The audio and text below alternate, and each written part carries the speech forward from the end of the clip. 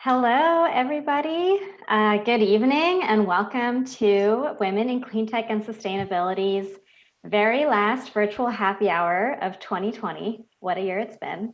My name is Malini Kannan. I'm a WCS board member and co-chair of the WCS Los Angeles chapter. Today, we've partnered with the Los Angeles Cleantech Incubator to bring you an exciting program all about how the 2020 election results will affect the cleantech industry. It's been a suspenseful few weeks, to say the least, and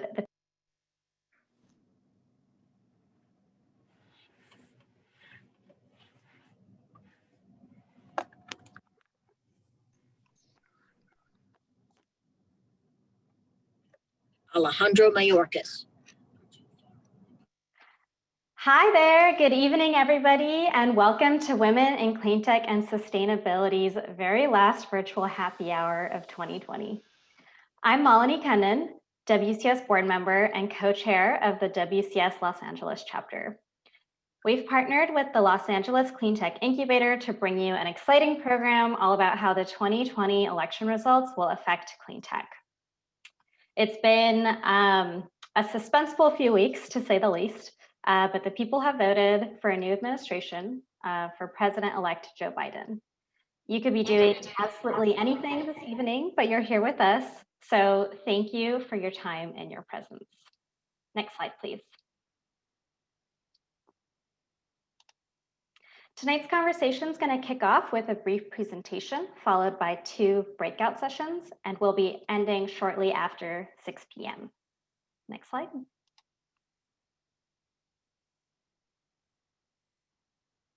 Next slide, please.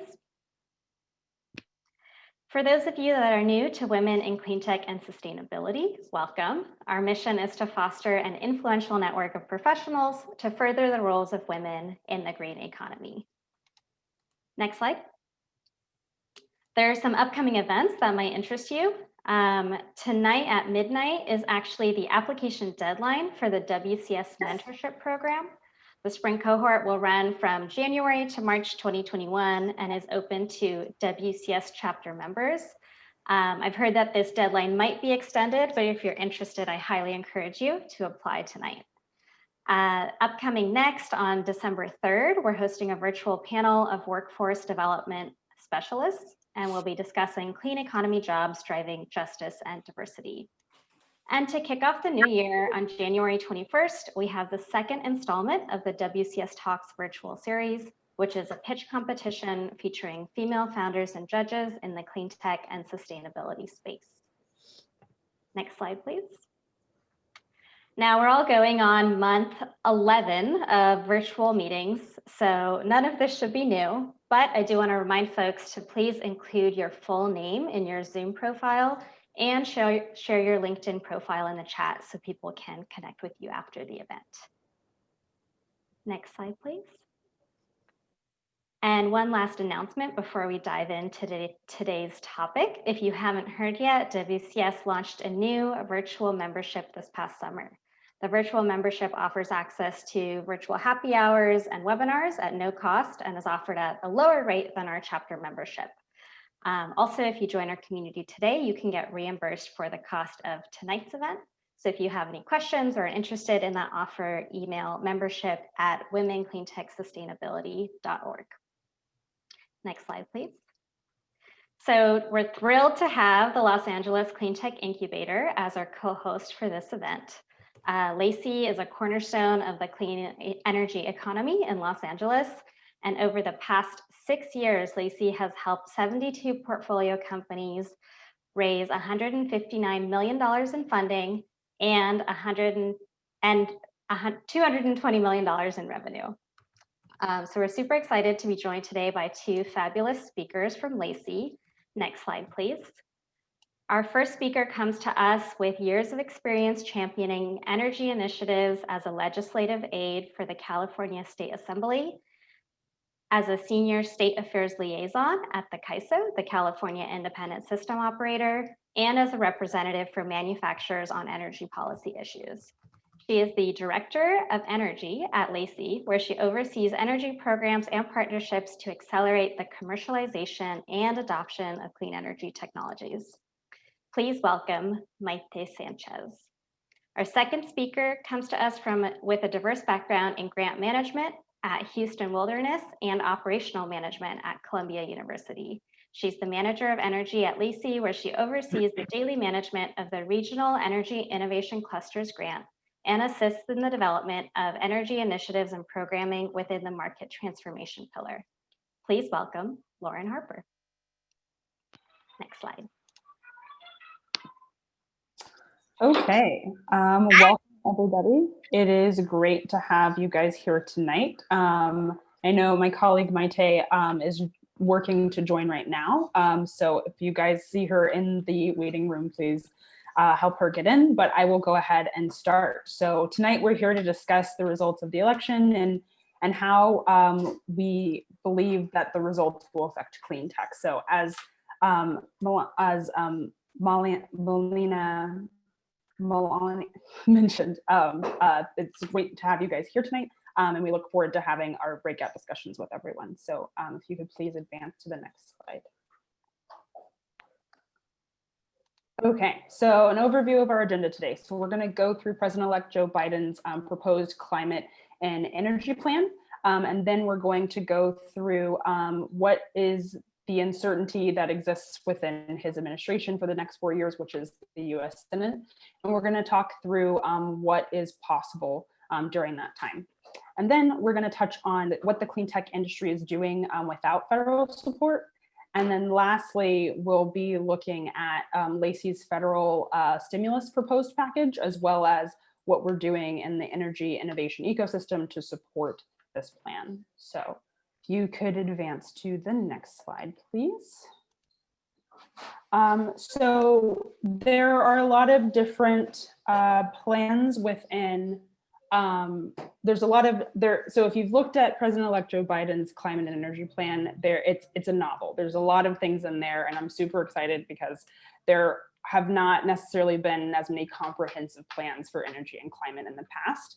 And so the biggest goal is to modernize and stabilize the existing energy infrastructure and invest in clean energy to deliver equitable and affordable clean energy economy-wide, and also to battle the climate crisis. And so I pulled out 5 major components within the energy plan. So the first is achieving carbon pollution-free power by 2035. So this means generating renewable energy by investing more in wind, solar, geothermal, as well as energy generation and coupled with storage. And so within this segment of his plan, President-elect plans on creating 1 million jobs that are unionized jobs that are within the clean energy industry. So not only can we invest in that and those grid upgrades, but we can also make sure that there's a workforce there to make sure that that can become a reality.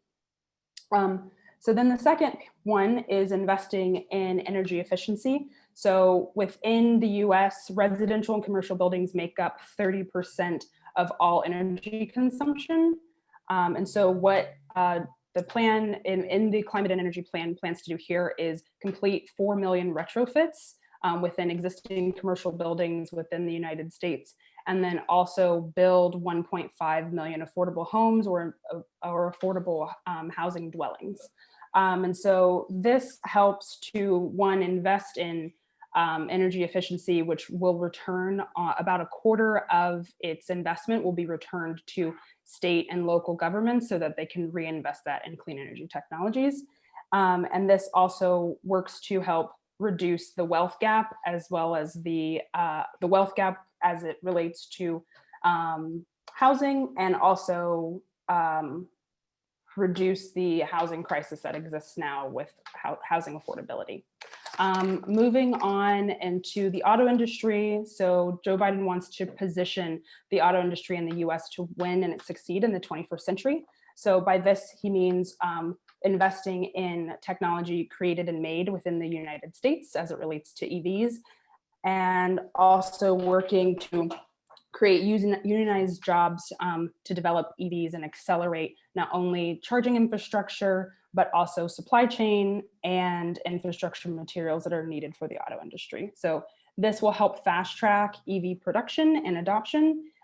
They also plan on creating and establishing, I think it's 500,000 charging stations within the US, which will help to prevent range anxiety and help further move the adoption of EVs along. So then also achieving net zero emissions economy-wide by 2050 is a big deal because there's now a need to set new emission standards, especially when it relates to looking at fuel emissions and looking at where we're generating most of our emissions within the US. So establishing new fuel standards to reduce air pollution and accelerate the adoption of EVs, coupled with the auto industry and investing in energy efficient buildings is one way to bring the US to a place to have net zero emissions by 2050. And then moving into securing environmental justice and creating an equitable economic opportunity for all. So as many of you know, most of the energy burden within the United States is felt by disadvantaged communities or underrepresented communities.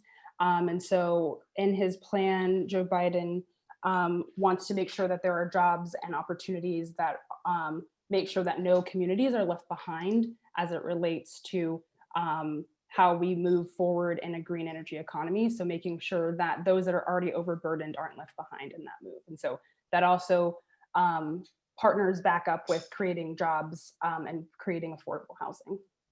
And so now I will kick it off to Maite, who has joined. So Maite, do you want to advance to the next slide? Thanks. All right. So apologies, one, for running late. I was having a very timely discussion with the CEO about our 2021 planning. So also really excited to start looking towards next year and what we're going to be doing on the energy team. But it's a great pleasure to be with you all here. I don't know, how Lauren introduced this topic, but it shouldn't be a shock to anyone that Cleantech is looking very good with Biden elected. And really what we're discussing here is going to be more of like the nuances as to what it means, because right now we don't currently have the Senate majority secured on the Democrat side. And as we're very well aware, in the past, Democrats have been much more open and willing to invest and support Cleantech. So we're just going to have that discussion within this presentation.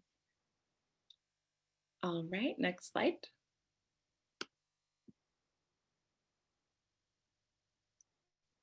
So what we wanted to do is first start us off with just discussing what Biden even wanted to propose, because number one, that's the ideal goal or plan for us to what we can actually do in 2021.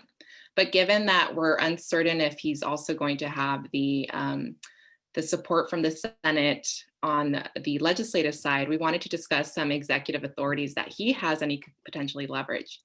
So the first one is a big one, which is having a lot of international influence around climate policies. And the very first thing that he's already stated, as I'm sure a lot of you have heard, is that he would move forward on having the US rejoin the Paris Climate Accords. As you're all aware, this is really, really important as we look towards establishing the US as a leader in climate policy again, and really starting to take more ownership over that, or at least that's my hope. We've seen a lot of other countries step forward through the Paris Climate Accords and also setting their own carbon neutrality goals. We saw that in China, which was a big deal. So we can see Biden trying to exert his influence from the United States perspective in this manner. And one thing that I'll note that's down here is that he actually just announced, I can't remember if it was today or tomorrow or yesterday, but it was announcing John Kerry as a new position as a climate envoy. So that'll be interesting to see what that means and what that looks like. A couple of other things that he could do is one, just reverse a lot of executive orders that Trump did do. the New York Times recently had an article, maybe about last week, where they highlighted all the different executive orders that are in place that Biden could reverse. So really helpful to reference that, especially for a lot of you that are advocating on that end. And then there's specifically, we can see Biden taking action to allow states to set their own GHG emission reduction standards for vehicles again. As you're all probably aware, there is action by Trump in taking that away when he first started in his administration. And you had the state of California, along with other states, filing a lawsuit against the administration. There's a couple of automobile companies that actually joined California. A couple of others joined Trump around this. We saw GM take action and actually step away from supporting Trump's actions and support California's. So we can really see this space moving forward and advancing on the electric transportation side, or actually just the decarbonization of transportation, which is also really optimistic. And then another thing that we could see him doing is taking action through EPA to regulate emissions from power plants. He's likely to run into some court obstacles there, but there is the possibility of him at least moving forward and attempting to advance it. And then something that's a little bit more wonkier, but definitely wanted to know, is that we could see him influencing advancement of clean energy through the markets through a new Federal Energy Regulatory Commission chair. So in the past, for those that engage with FERC, you've seen that it's a very wonky regulator that doesn't really get involved too much with the political side of things. But it was really interesting under Trump, they did start actually trying to push forward GHG emitting resource technologies, but they also made a lot of advancements on the clean energy side. So I don't want to say that it was a complete left turn, but if with the new chair who is supportive of clean energy, you could see them really start taking more aggressive stances. California the ISO in California has already done a lot of new policies on the clean energy side that we could see them replicate for the rest of the US.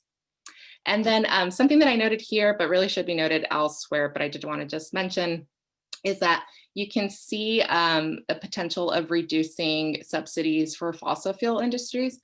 This would likely come out of more of a legislative action, but wanted to know approximately how much they receive and a potential area for bargaining that could be used to move other things. So I'll get to that a little bit later. And then one last thing that I just wanted to note was that there's also the possibility that he could move forward and use the Department of Energy and others, Department of Interior, to expedite permits for offshore wind development. So we saw actually a project on the East Coast have delays in their permitting, and it was seen as something that was being intentionally done from the political end. So we could see this area being one where we start to develop more offshore wind, similar to that which has been developed in Europe. All right, and then now we're going to speak about, so even though we don't have, if worst case scenario, I guess for myself, is that if we don't have the Democrats take over a majority on the Senate side, and we see Republicans maintain their majority, is there the possibility of having bipartisan support? As I was reflecting on this, I think I'm being optimistic, but I don't think it's overly optimistic. I think without Trump in office and with Biden in office, we can see some Republicans, because there already are some, be willing to put things on the table around clean technologies. And specifically, Lauren, can you advance? I'm not actually sure who's controlling the slides, apologies. So you can advance to the next slide.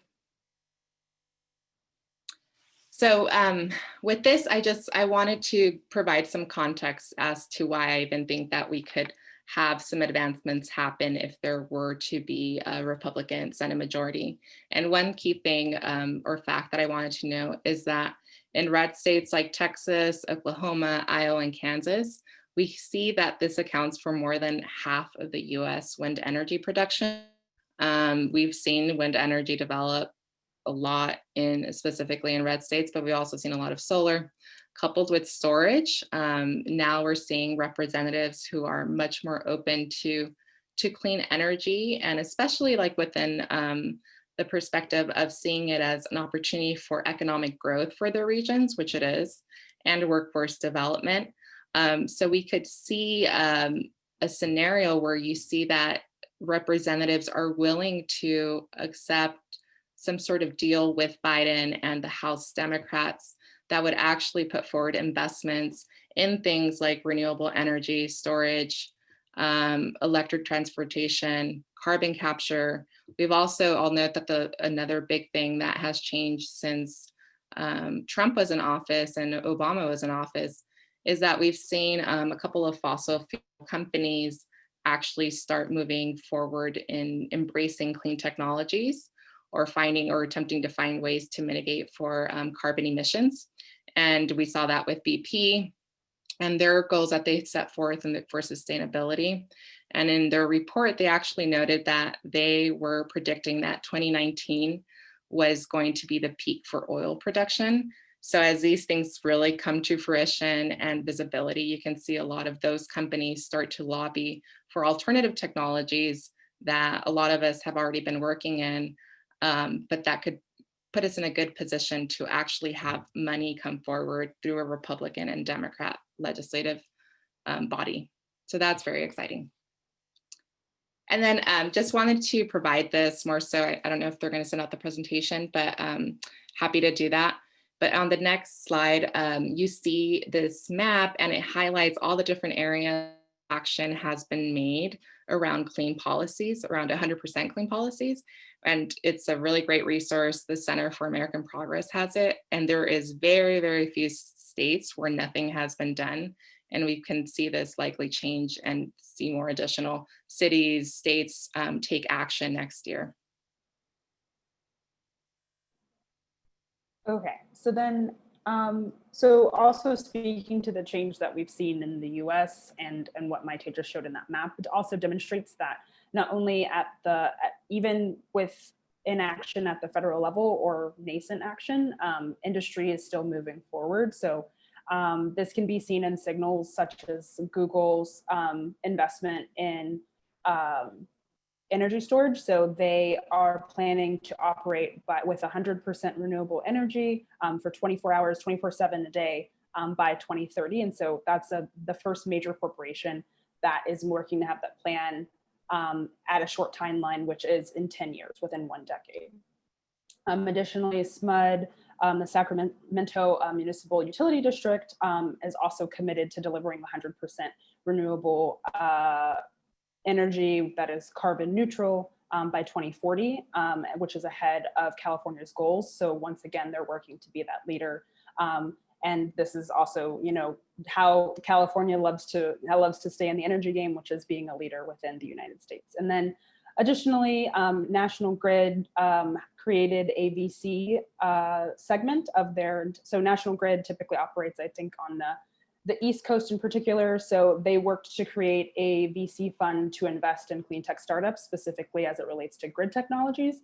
So they're working to do that. And that's another great signal. I think also the other day, you guys might have seen that GM is actually now no longer in support of some of the Trump federal rollbacks for environmental regulations, and has now pledged to work with the Biden administration moving forward to accelerate EV adoption. So those are some really great signals that kind of speak towards how the industry is working to be a leader within clean tech, and how this administration already has really great and outstanding partners to work with. So next slide. Yeah, so to wrap it up, and actually wrap it up in general for the presentation, I just wanted to know how, you know, regardless of what is happening, we are seeing the industry move forward. It's just a matter of like how quickly and when that money is coming forward. And as we're all aware, the earlier the money comes, the better we're all off. And specifically, something that we hadn't noted was the increase for funding on the Department of Energy side to support the acceleration of startups and the ecosystems that support them. So that's something that is also, I think, especially on the table on the bipartisan side of around R&D and support there, because it tends to be a little bit less political. So that's another very interesting side or promising end where we can see that move forward regardless of a Democrat Senate majority or not. And then the last thing I just want to do is at Lacey, we're really obviously involved with supporting clean tech and the advancement of it.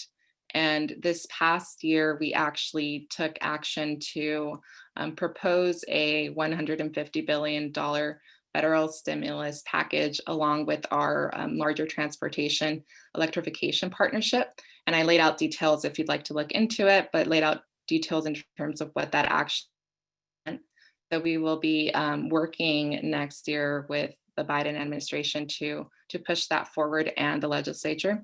And then another thing that we also did this past year was we led a coalition with other US incubators to support a couple of bills around energy innovation. And there's been some great advancements that we saw this past year take place, which makes us very optimistic about what is possible in 2021, regardless of any of the political scenarios.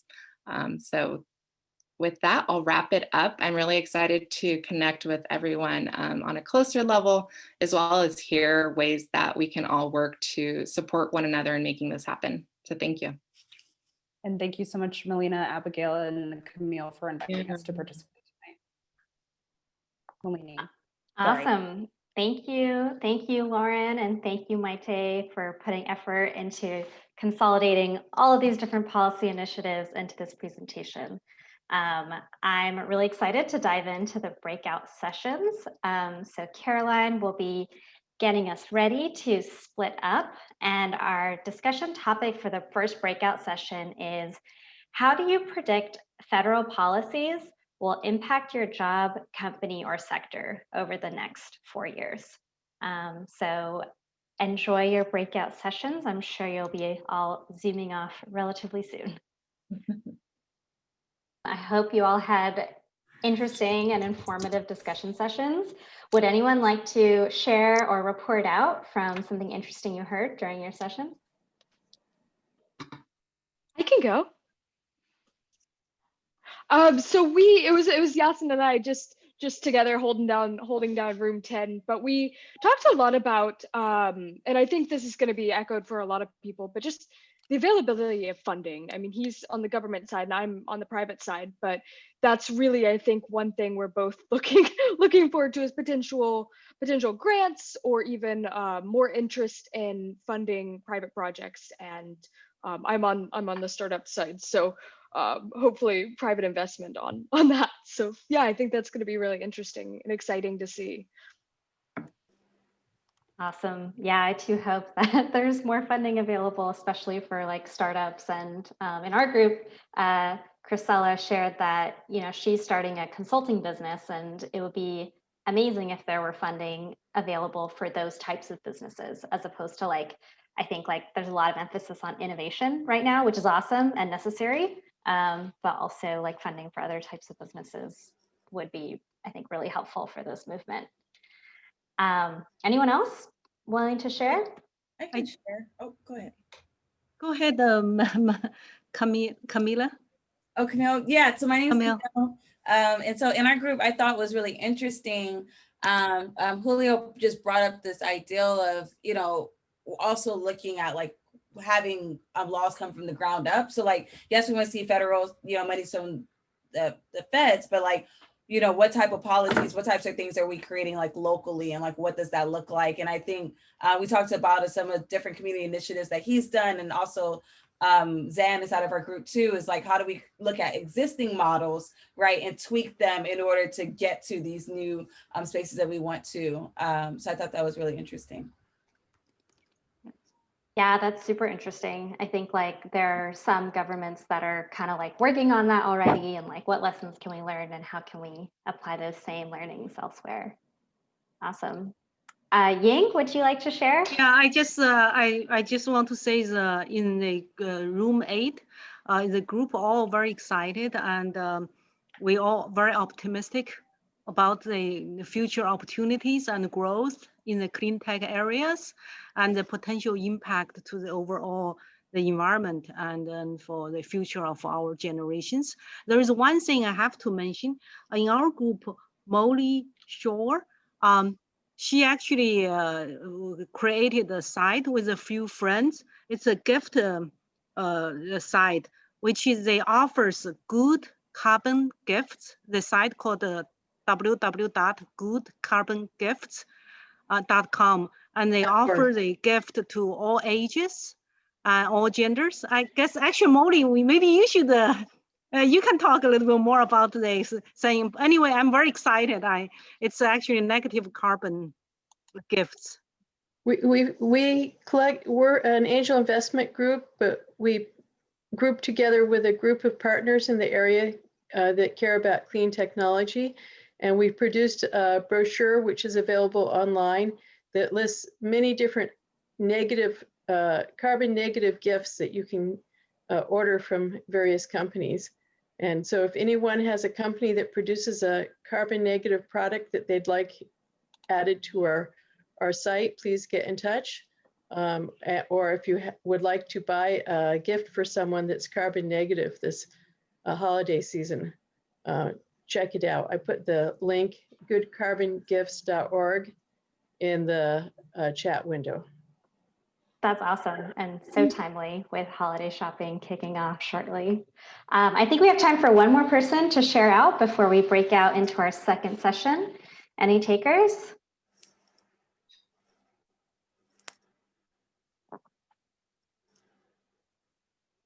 Okay, then let's just dive into the next breakout session. Caroline is getting your rooms together, and the topic will be, how do you engage, or how would you like to engage with your state and local governments to enact policies that align with your values? So this is a more free-form question, but we want to focus more on the state and local level. Welcome back, everybody. I know our group had a fascinating discussion about local and state policies. I'd like to open it up if anybody wants to share any exciting insights. So I'll actually go. I was in a really great room with a few folks actually, and we talked about everything from running for office to advocating technologies implementation at the utility level, like don't just speak about innovation, but really work to implement it and working to persuade and influence utilities at that level. We also talked about implementing like smaller climate plans or initiatives in local communities, to anything on like making sure that you're more abreast or you're actually working in grassroots communities and grassroots initiatives. And then we also talked about engaging with public officials at different levels or getting educated on how to run for a public office, and how data science can help influence informed decisions at that policymaker level. So it was a really great discussion. Wow, those were great ideas that didn't come up in our group at all. So that's awesome that we had such diverse discussions. Anyone else interested in sharing out? I can share. Miss Harrison, what's your first name? I'm sorry. My name is Rabia. Rabia. Yes. I thought it was super interesting. So at her company, the employees get to help, I guess, like have input on what policy that they're supporting, which I thought was like a really interesting concept, especially as someone who like owns a company. It's like, oh yeah, like how do you get employee input and with like figuring out like, you know, what you're actually gonna like support and lobby for. And so I thought that was really cool to see that. And Robin, you were saying that's because what type of company you guys transformed to earlier this year? So we're a worker-owned cooperative right now. Yeah, so we recently transitioned, and so since it's worker-owned, everyone has skin in the game, and company's been around for 40 years, and the founder of the company has always been really involved in shaping policy and advocating for policy. in California. And so those ideals are like expanded to say, hey, anyone want to chime in, contribute, and you know, it's open. So it's really wonderful. Thank you for that. Yes, that's what I wanted to share. I thought that was really cool. I've never heard of that before, but pretty awesome. Yeah, that's amazing. And just goes to show like how many different levers we have to affect change. It's not always obvious what the opportunities are there. I think we have time for one more person to share out. I could go, Alyssa. So Sarah in our group talked about reaching out to Diane Feinstein because she had talked about getting into Cleantech. So that would be really cool to get on WCS and, you know, to get her more involved at this level. Obviously, I think she would know also how best to get other types of government at the state and national level involved in this. I think that would be really exciting. And then from my standpoint in transportation, I loved going to all the workshops that were available in person. So not all of them have transitioned to virtual, so I'd love to see like if Santa Monica's electric vehicle workshop was available again for virtual and not just, you know, maybe the city council level. And then also that, well, some cities have sustainability plans or sustainability departments. They don't always come with funding. So I thought that was an interesting part. Yeah, those are all great points, Alyssa. Thank you for sharing. Richie, would you mind bringing the slides back up? Sure, I'll do that. And while that's happening, I want to say a sincere thank you to all of you for being here. The week of Thanksgiving, I'm sure you all are busy preparing food, picking up children. I've heard a lot of different things going on in parallel with this call, so thanks for making the time. I just dropped a link in the chat to a survey. If you could help us by taking this 2-minute survey, that will help us to improve our events going forward. So if you could take the time to do that, that would be awesome. And I also want to say a big thank you to Lacey, our co-host, and our 2 speakers, Lauren and Maite, for putting together this awesome presentation and teaching all of us this evening. So before you all head out, I just want to make a few event announcements. So Lacey has a few upcoming events and they'd love to have you join. On December 4th, they're having their monthly virtual coffee meetup with the topic of unintentional bias. From December 10th to 11th, they're having the Transportation Electrification Partnership Summit. And on December 15th, they're hosting a holiday social with the Lacey Women in Cleantech group and Greentown Labs.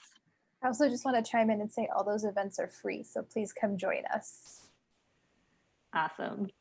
Next slide, please. And on the WCS side, I mentioned these earlier, so we'll go through them more briefly. It looks like the application deadline for the mentorship program was extended to December 5th. So for those of you interested in that, there's some more time. And then again, we have a panel next week, a virtual panel of workforce development specialists. And to kick off the new year, we have our WCS Talks pitch competition on January 21st. Next slide, please. And last but not least, please join us in the virtual world. We are on all of the social networks at Women Cleantech, and it looks like Lacey is also on all of the networks at Lacey Incubator. Again, thank you so much for taking the time to join us. I hope you had a good time. I hope you learned something, and happy Thanksgiving to you and yours.